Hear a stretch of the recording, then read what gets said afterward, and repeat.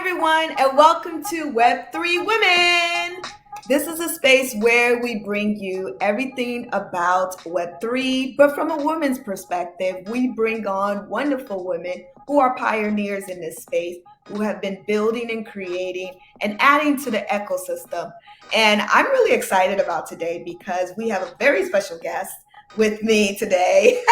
We got Shawntel up in the house.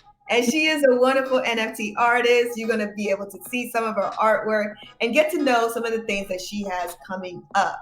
So, Shawntel, please go ahead and introduce yourself. Hello, my name is Shawntel and I'm Black AF on the blockchain. I've been in the NFT space for a year and a half now, and I've been a full-time artist for a little over 2 years. And I make vibrant, Afrocentric art, often Afro-surrealistic, Afro-futuristic. I focus on the divine feminine often. I love really vibrant colors. But yeah, I prioritize Black people, the diaspora, and everything that I do. And that's pretty much it. Awesome. Man, one of the ways that a lot of people were exposed to you was when you took the long necky lady and did a derivative of your own. Like you took it to a whole new level and you actually contributed to that whole community as well with your artwork. Like, tell me what went behind you taking this concept and like transforming it to like something just out of this world. Well, thank you. I've never done anything like that before, at least not that I can recall. But the reason why I chose to do that was because I saw all these other cool derivatives and I was like, wait a second. And then I was like, well, I own a long necky and like you have the right since you own to make a derivative. So I was like, let me take a crack at it. And people loved it. It's funny because I made more, but I wasn't dropping it in like momentum, so I was like, you know what, I might like post the ones that didn't end up being like released. But yeah, I really liked the collection that Nyla made and I wanted to contribute to the dope community that was created from all those derivatives. Yeah, no, I'm really shocked to hear that you made more and you didn't release it. I'm like, wait, what? What? Girl, the community wants to see the. I mean, like, I'm just, that's one thing about artists. Like, a lot of the artists that I've known have made several different, contributions and pieces. And then you guys go through this process of, choosing which one that you want to release. Yeah. Like, what is that all about? Like, what goes into that? Well, okay, so I was showing this to like my close friends, the ones that I was dropping. But the thing is, like, when I was dropping those derivatives, they were kind of far apart. It was like I feel like the hype, I guess, quote unquote, kind of like died down after a while.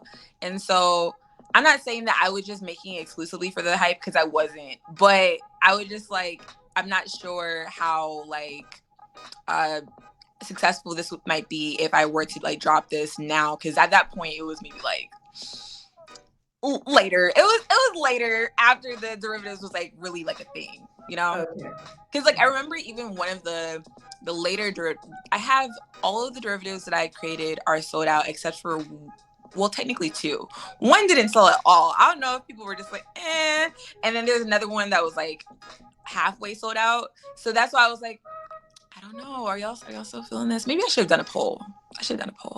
Yeah, you know what? It's never too late, and I honestly think that you can still tap into, the whole hype because Nyla has taken her own concept to a whole new level. Oh, and she's partnering up with so many different people. So I think this is a great time for you to go ahead and release them that you've been holding on to. I just might. I'm thinking about it. Yeah, look, you got a thumbs up from me. You got 2 thumbs up from me. Okay. So I would say go ahead and do that. Go ahead. And Nyla, she's going to be supportive of it. So yeah, go ahead. Your community is behind you, girl. Okay. So when you went into taking that, I guess, template, right, of the long necky ladies, like what were you thinking of? Like, because I'm gonna show a clip of the actual one that you released. But Yeah. what were you thinking of? Like, what came into your head? Because I know a lot of people have been thinking about participating in some of these and creating derivatives, and they don't really know how to do it. But like, what's the thought process there? So I use Procreate, and honestly, I don't think that I knew what I was getting into when because I've never like I don't think I've done anything like that before. But I just had to start somewhere, so I just imported. Usually I like trace. I don't actually. I don't trace. Usually I draw. Like I look at the piece and then like I like just do my best guess at the proportions. But I was like, there's no need for me to do that in this specific case. So I just imported the long necky lady that I have, which I think is number 1237, and I just drew over the line work so I can like have the base of my piece. And then I think the first one that I created was the one where it's like all brownish tones with like the big fro. That was a hit. People, That was it. Yes. I did not expect it to blow up like that, but it was amazing. It was I don't really know, like I can't give you like it wasn't like a I just kind of let myself activate flow state. I really don't even think I have any other reasoning behind that. And it wasn't even as vibrant. I would say it's vibrant, but not like the colors that I normally use. It was like all browns. But yeah, I decided to, I also, everything was painted except for the background and except for the nose ring and the necklace. But I wanted it to look like seamless and just intriguing. Like I wanted there to be like intriguing parts of it. So like I wanted to add like I didn't want it to just be blonde, but I wanted to like a sandy blonde afro. I wanted like her to look like really like sun kissed, and I wanted the background to look like kind of aged, like vintage vibes. But yeah, aside from that, there wasn't like a huge meaning. I just wanted to be like, oh, what can I do with this? I don't know. I have to say you did a fantastic job because till this day it still resonates with a lot of people. It's still one of your most popular pieces. And it's just getting circulated. Like, yo, this was how I was introduced to long necky ladies. Oh, I saw your piece and I was like, hold up, what is she doing now? And so I started researching. I was like, oh, I have to say it did what it was supposed to do. It gave the vibe that it was supposed to give. So you did a oh, fantastic job there. I think it's just really amazing what came out of that because Gabe Weiss, I think that's how you pronounce his last name. That's like one of his favorites, if not his favorite, aside from his own derivatives of the thing, which is like really cool to be like acknowledged by him. Like he's pretty like big in the space. And there's like some other like Misan changed it to his profile picture at one point. I was like, but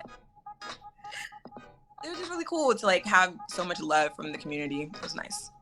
Yeah, definitely. So besides that one, what is your other most successful and favorite NFT piece?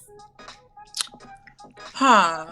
It's interesting because that all depends on how I would define success. However you want to define it. So I guess I could start off with my first piece ever on the blockchain. I was very surprised because at the time I minted my first piece ever on May 20th of last year. And at the time I wasn't like at all involved in the community. Like I don't think maybe not at all or just like a little bit. And I was very surprised because the next like within 24 hours I got a bid from an anonymous collector that goes by with a bunch of H's. And I was just like, who is this? I don't know who this is, but that was just amazing that I like sold something like within like my first piece. That was like, I was just surprised because I didn't really like put it out there on Twitter saying like, oh, available, my normal promo type thing. So I would say that, and also that was my piece called House Arrest. I love that piece. Nice. Also, what else? Long Necky Ladies. That was really. I think that's the most. Like. Oh, okay. So it was Long Necky Ladies. At the time, that was the most amount of money that I'd ever like made, like in a short period of time. I was like, whoa. And then I actually had my first secondary sale off of that, which was really cool. I was like, whoa, this is amazing. I'm really experiencing NFTs as they should be. And also another piece that was recent, which was within like the last 2 months, was a piece that I made called Heavy Heart. And I really appreciated that piece because I was able to transmute, just like all the emotions that I was feeling inside onto the canvas. And I was able to like pretty much leave a lot of that on the canvas. And it was just like really personal to me. And at first I had it listed as 1 of 1 on Zora. And it was listed at 0.555 ETH. And then at some point, it was listed for a while, like at least 3 months. And I was like, I was at a point where I was like, I'm really thinking about delisting this or burning this, because I was like, I don't know. And funny enough, Misan ended up, I told Misan that I was thinking of putting this on Tezos. And he was like, put it on Tezos and I'll get it as 1 of 1. And that was like my biggest, that's still to this day, like my biggest sale ever. It's really not about the money, but I just thought that was wild that it ended up selling for way more than I initially asked for on ETH. And it was like a really special piece to me. And I love that it was collected by him. Like I love him. And yeah, it was nice. And it was during like a really like, I would say that this time in my life is really transformative. So I would say that it meant a lot in a lot of different ways. That's good. A lot of artists, they put their life as well as, heart and soul into their project. And some of them, they wait a long time to get it sold, but you've been able to find success from the jump, Yeah. What would be your advice for artists who are still waiting and navigating through the whole NFT landscape? I would say one of the biggest pieces of advice that I like to give is that you don't know who's watching you. Like, even if you have a very small amount of followers, even if it's like 50 followers, like I don't even like pay attention to the following when if I love your art, I love your art. Like I scour and look for artists that might not have gotten a sale yet, or, any way that I can support.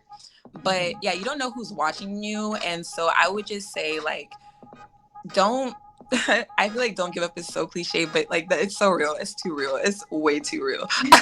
Like literally, like this, you never know like who's talking about your art, like sharing your art in the back channel or in real life. Because I do it all the time. I even have a friend that I'm with right now, and I told her, I was like, yo, you gotta see like how amazing these artists are, and you also gotta put your art on the blockchain too. Come on.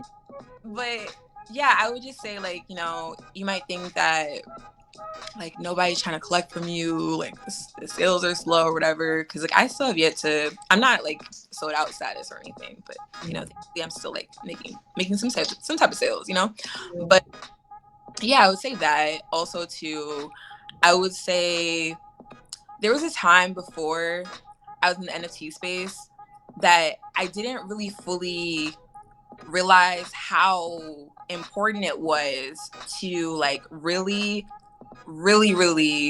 I guess like engage with other artists on Twitter. Like I'm all about like uplifting artists. I've always been about that, but I didn't realize what I was not realizing at the time was like I would just try to engage with the people that would engage with me on Twitter, and it wouldn't be like they would be an artist. But if you really think about it, like those artists, the people that are following them is because they like art. So they're likely to either like your art or wanting to check out your art. So it's just like it's a win-win for everybody if all the artists, they support each other, and it's free to just retweet or like or just engage or something. But yeah, I feel like I got a lot more organic engagement, which is what I've been looking for. I don't care if I have a ton of followers. If I don't have organic engagement. So, that's what matters. So, yeah. No, that's good. That's some sound advice for some of these NFT artists that just aren't finding the type of success that you're finding right away. it's coming. You know, we're all building this ecosystem. We're building a community. So speaking of which, how did you build your community? Like, how did that happen? I learned about NFTs on Clubhouse. I think you were one of the people. I learned about NFTs like really in depth, just like listening, being a fly on the wall on Clubhouse, and then getting on stage and asking questions. And I asked a whole lot of questions because that's just how I am, and I'm an inquisitive being. But yeah, it was from Clubhouse, and I think I learned about NFTs on Clubhouse in February last year, and then I ended up going ahead. I was encouraged by like the person that was like trying to egg me on and like finally mint. I was encouraged to mint on OpenSea, but I was like, no, I don't think I want to debut on OpenSea. I was trying to figure out what my other options were, and so I ended up doing Zora, which like to this day I still love Zora. But yeah, I would say that it was Clubhouse. And so like African NFT community, I was in those spaces a lot. Black NFT art, the blockchain, and also too like I made Black AF on the blockchain, made it a group chat, and I also made it a list that people could follow and pin to their timeline. And so now there's over 2,700 people on that list, and it's not just artists, but it's like traders, educators, collectors, curators, all of that. Anybody that's Black in Web3, that's that list. So that's, I guess that's like a good chunk of how I've gathered my community, because I also realized it's funny because I just like lists. I think it's my Virgo rising. I don't know, but I like lists, and that list was also helpful for me. It wasn't like necessarily like for everybody else. I mean, like of course it was for everybody else, but you know, it was for me. But I think it's funny because like people like we get notified that like I add you to the Black crypto list. So then they're like, oh, who's this person? And then they're like, they might follow me because they're like, oh, that's cool. You know, I don't know. Right. I don't know. No, that's a great way of, you know, cultivating your community and getting people to network, because that's what this whole space is about, getting that network. And these are your potential investors as well, you know, and collectors too. So that's a smart direction to take. Now, with everything that you're doing, what's next? What's next for you? What's next? So you heard that song "Fake" by Beyonce? Yeah. And she's like, she thought she was killing that. I told her go harder. So that's how I feel right now. That's how I feel. I'm like, I want to go harder. I want to be gentle with myself along the way, but I also want to go harder. I know that I can do even more. I also have been messing around with AI on Midjourney, and it's funny because me and Dave Lewis, Big Gallery, we've been having conversations about AI because I'm still very on the fence about it. Like I see all the benefits in AI. I see it, but also too, it's still very scary. And I keep on making the analogy of it's like a hammer, where it's like a hammer can kill somebody, but also a hammer could be used to make like really cool stuff. So Wow. Oh wow. That's a deep analogy right yeah, there. Wow. yeah. Okay. Yeah, and so like I think about it a lot, and it's really weird because I came up with some really, really, really cool stuff that I think that is very worthy of a collection. Like I might do really soon, but I'm also just thinking about it. I'm just like, oh my gosh, this is so weird because like I both paint and I also do digital collages, and it's just weird that this program can create something that looks like my work in seconds. It's scary, it's terrifying, but then I'm like, whoa, this is really cool because I had an idea and I don't have to worry about the lengths that I have to go to, even though that doesn't mean that I'm gonna stop doing what I used to be doing, but it's just weird. It's a little disorienting. I was so like a little seasick in the AI program, but I'm gonna still do it. It's gonna come out at some point. Well, I know when you finally decide to release it, it's gonna blow our mind. It's gonna be something else. I might send you like one of the things that came out because I'm like, you might be like, ooh. Yeah, I am looking forward to that. Definitely want to see that. So, because I know whatever it is, I'm gonna be like, this girl has taken this to a whole new level. You know, this is like fantastic. So, yes, go forward. I know this is an interview for me, but I have a question. What is your take on artists that don't even acknowledge that they used AI? Like they just make it seem, I don't even know if I would say that it's automatically them making it seem as if it's what they created from scratch per se, or originally or whatever. But like, how do you feel about that? You know, I mean, like, I don't really have an opinion because I think you're using a tool, right? Yeah. Um, but I think, for the community's purpose, it would be better if you disclose the fact that you used AI and let the community guess, Yeah. like, what aspect of it I. is AI. Mm-hmm. But using it overall, I think, artists should use whatever tools that's at their disposal Yeah. because that's art, right? You're using art and, it's your creative expression. If it's AI, Gen art, or whatever, I strongly feel that you can use it, but just let the public know. Wow, I love that you said something so simple, but I'm thinking about how there's this conversation of like AI art is not art, but art is Mm, just simply defined as creative expression. Simply yes. defined. It doesn't mean that you have to like it. It doesn't really matter how it's made. It's just creative expression. And I think that AI is a great form of creative expression, especially for people that aren't so like visually visual art inclined, Artists, yeah. make great stories and they're able to put the story in and like create something cool. Like heck yeah. Interesting. Very interesting. Yeah, it is. It really is because, even non-artists but coders, right, Yes. are able to create like graphical art based Yeah. on their code. So then would you say that's not art, even though Yeah. visually it looks like art, but it I, was coding language that created this thing? So I mhm, think, like art, like we both agree, it's an expression. mhm, Art could be a poem, mhm. art could be music, so you can't really stop people from expressing themselves the way that they want to express themselves using whatever tools that they Mhm. have. You're so right. You're absolutely right.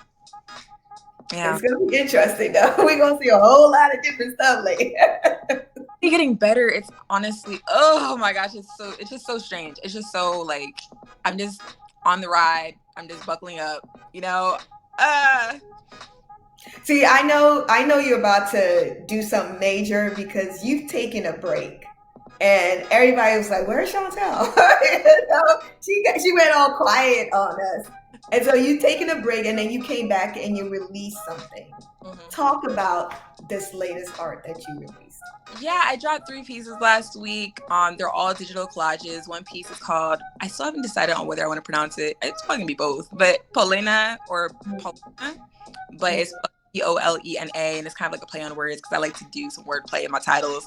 But it's a digital collage. It's like a surrealistic scene of a Black woman, and she's laying in like a field, like with a bunch of little hills, and she's really large. So like I like to play with scale in my pieces. And her head is a daisy, and then there's like 5 daisies in the foreground, just like kind of blurred out. But yeah, her head is actually a daisy, and then she's got like some a butterfly on it, and there's some pollen on there. And I don't know, I just feel like it. I've been reading. Funny enough, I read Sisters of the Yam shortly after starting working on that piece by Bell Hooks, and one of the first words, one of the first lines of the book, I feel like really resonated with that piece, and so I chose to use that as part of my description.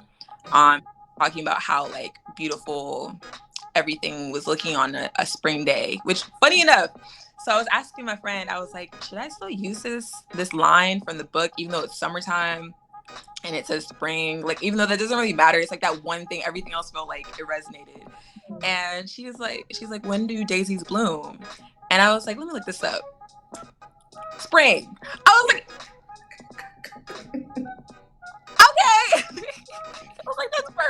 Nobody can clock me. But yeah, so I put that in there. So that was the first piece. That's available as editions on Tezos. That's my first piece. That's my second piece ever on Tezos. And then also too, I dropped Shrooman, which is the rear view of a booty butt naked man. And he's got a mushroom on his head as his head. Because I want to be clear, like, in place of his head is a mushroom, not like just on top of his head. But Okay. yeah, it's just a rear view. That one's really like, doing this thing on Twitter right now. I think it's really funny because whenever I'm making a piece that has anything to do with just booty or just, of course, it's gonna be retweet. Yes. Yes. That's an attention grabber. But yeah, it's just honestly the only thing that I have as a caption for that one is he's a fun guy. But Oh, man. and then actually that was the third piece I dropped. And then the second piece I dropped was called Their Eyes Were Watching My Body.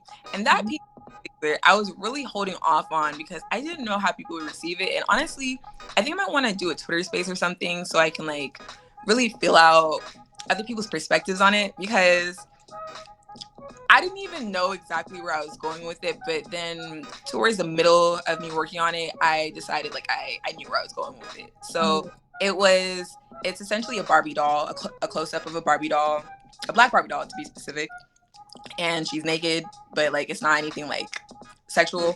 But yeah, it's a naked Barbie doll, and I chose to put a peephole in her stomach, like as like in her womb area, and she's in front of the sunset. And I kind of wanted to speak on for that piece the objectification of women and just like the exceptions and just like the hyper surveillance of us. And yeah, there's a lot of things I want to touch on, and I love that some people were able to see the symbolism in the piece. Love that.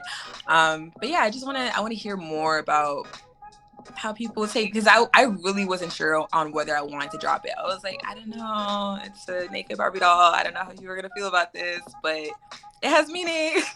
No, I think all of your pieces are fantastic. I love the fact that you come up with an idea, but you also want your community to participate and let you know what they got from it, because we know art is subjective, right?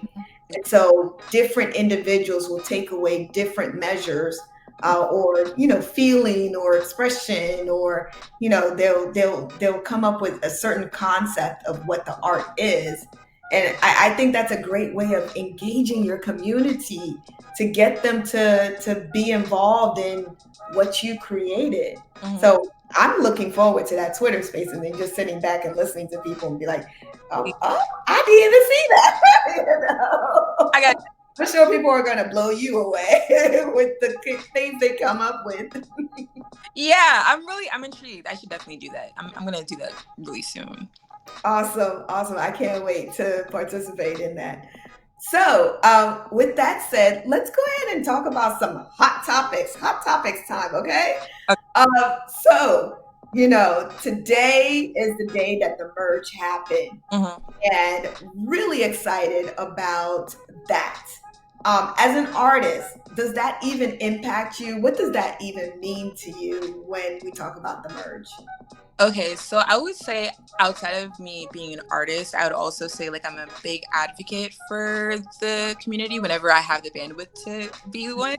And so with that, I feel like it what doesn't require me to, but I try my best to be like pretty in the loop so I can like, give that information to someone that is curious. So like for instance, like just yesterday, someone was like in the group chat, they're like, oh, I don't even know what this merge is. And I thought that at this point that everyone would be aware of what that is. Yeah. So I went ahead and just explained like briefly that like, essentially there's been this parallel blockchain that's been running for like the last 2 years. I believe it's called Beacon.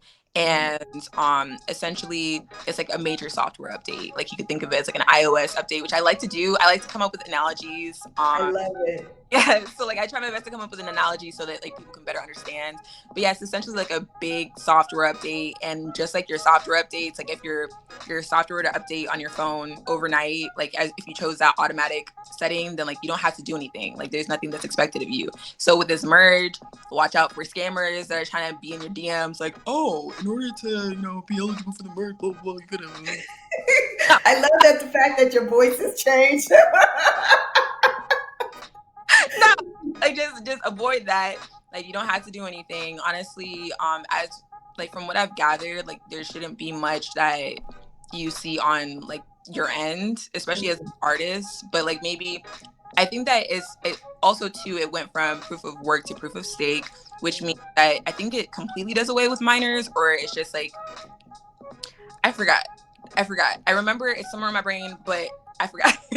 Yeah, so it does away with the need to use computational power to solve a puzzle. So Mhm. now we have validators.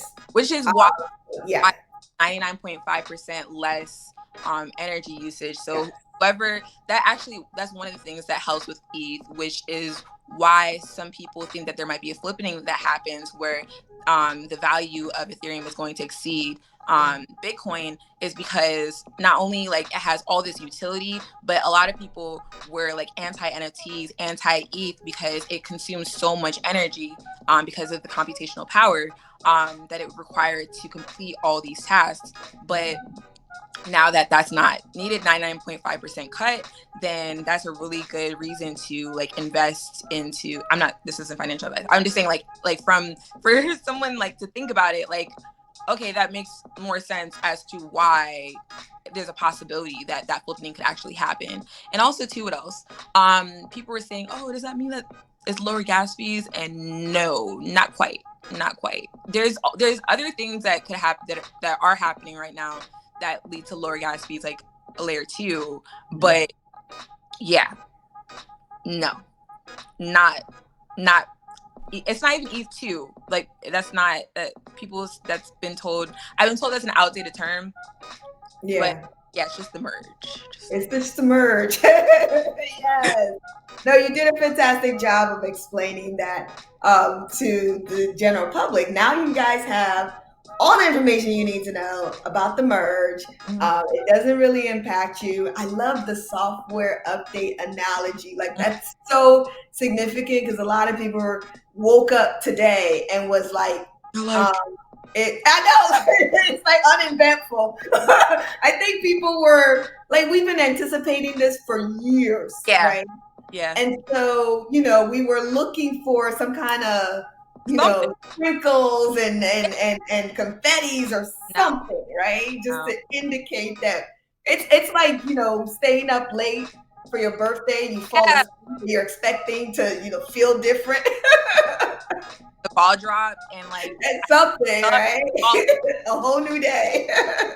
no, But no. no, it's just like yesterday, but now with the seamless, sustainable Mhm. more network that the Ethereum platform is running on. I think over time we will start to realize, that because of the merge, a lot of stuff will start to happen. But as of right now, Yeah, yeah. I don't think that's gonna happen. Like, actually, I can't even make a guess as to like when changes will be noticed. mm, Time will only tell. time will tell. Still got a long way to go. You consider Ethereum as a clean NFT now, like in line with Tezos? That's a good question. And it's a question that I've had with, a discussion that I've had with few people. When it comes to the concept of clean or climate neutral, type of processes, you really have to go granular with it. Like, what does that actually mean? What are you defining as clean, and how is it, really deemed as it? So I don't know, but it doesn't take as much power Mhm. as proof of work network does. Mhm. So in that, if we're comparing the two, then yes, it's cleaner, right? Less Much, energy consumption. Yeah. But overall, whether it's really impacting the environment as a cleaner source, I don't know. I don't know Yeah, yet. I think I would answer the same way. I'm just like, well, if it was cut by 99.5%, then like, and I know it was a pretty large amount that it was consuming before. So I'm just like, I don't really know how I'd answer that. Like, I don't know. And I need to look that up. I'm going to look that up. Comparison between ETH's current consumption to Tezos. Since Tezos is considered as clean. So then like, if it's like on, about the same level, then I would consider it as a clean blockchain. That's true. That's true. Yeah. Yeah, yeah. I wanted to tap in. I know we're about to, wrap up, but I do want to tap in because you've used different blockchains, right? You Yeah. didn't just stick to Ethereum. Mhm. You've used Tezos, and like what made you diversify the blockchain that you your artwork on? I've been wanting to drop on Tezos for months, but I didn't really like end up doing it. And so it was really heavy heart that caused me to like really think about it. I was like, Misan had messaged me because he was actually really interested in collecting that piece, but he wanted it to be on Tezos. And so yeah, I was like, wow, this is a great incentive for me to go ahead and just get on Tezos. But yeah, there's been a lot of reasons why I wanted to get on Tezos, and I knew the benefits, but I needed to experience it firsthand so I can actually like relay this information and like the way from firsthand experience. Hmm. I would absolutely, I'm not sure if I would say like I think I'm going to continue minting on both ETH and Tezos, but I absolutely understand like firsthand why Tezos is so beneficial for both the artist and the collector. It just makes sense. It makes sense, like sense. Yeah. So I don't know. And also too, I've managed to collect like some really dope art on Tezos. Y'all, if anybody that's watching right now, y'all should check out my Tezos collection because I'm extremely proud of it. But Yeah. yeah, I would just say that like it made like I chose to get on Tezos because I kept on hearing about all these amazing artists that I follow and how they're dropping art on there. And at the time, for a while, I didn't really understand why people were like pricing their art so low on Tezos. But then I also understood like once I minted on there that like because the gas fees are so low, I knew that they were low, but because they're so low, like then it's cool. And then plus also too, there's just all the other benefits of like, people consider Tezos as a blockchain that's more like, artists are able to like, trade their art. I guess that was maybe like the vibe for a while. But I think it might be changing. I think the vibe is changing. But I can't speak on that too much. But all I know is that I definitely will be minting on both. I just haven't quite figured out the rhythm. But I'll figure it Awesome. Awesome. Well, guys, y'all have opportunities to tap into her in several different platforms. She's doing her thing. Before I let you go, I want to know, do you have any tips for the general public, individuals who are NFT artists that are looking at you, looking at your success, and trying to figure out how to navigate through this space? What two tips would you provide? Please be yourself because like I understand the appeal of not being yourself, but it's exhausting putting up a facade like all the time. And also too, if you choose to be yourself, then you're going to be able to attract the people that you want. Like you might think otherwise. You might think that you have to not be yourself in order to attract the people that you want. But what happens if you attract those people and they find out that you're not being yourself? Like, come on now, just be yourself. Just be yourself from the get go. And if they don't accept you, then they're not for you. Um, yeah, I would also say like try to engage with other artists as much as you possibly can, authentically. Like the art that you really enjoy, give it love, show love. And also actually I know you asked for two, but I would say like really like pay attention to what your bandwidth is. Like you don't need to be like online at every hour of the day. I know that you might be told that the NFT space moves really fast, which to a sense it does. But it's still gonna be there. So touch some grass, just enjoy the sun. Let yourself enjoy things outside the space so that you can like come back and like pour into the space or pour into the community in a way that makes sense. It's not you like overextending yourself or you just being burnt out. Yeah. No, those are great tips. You guys heard it from her. She's an experienced NFT successful artist in this space. You definitely want to take everything that she said to heart and listen to it. Be yourself. Don't overexhaust yourself because, like she said, this space moves in warp speed, and everybody figured that they need to stay up late, lose sleep just to catch up and be part of it. And you don't need to do that. Shawntel, man, I love the fact that you were able to join us. Thank you very much. If anybody needs to get in contact with you, what is the best way to do that? So all my socials are pretty much shawntel.co. So it's SHAWNTEL.co. That's my website as well. You can shop prints and merch on my site. I've got commissions available. I make great cover art, flyers. I make cover art for Iman Europe. I make cover art for Heno, for Black Dave. All of these dope people in this space, and I can make some cover art for you, or if you need any type of graphics done.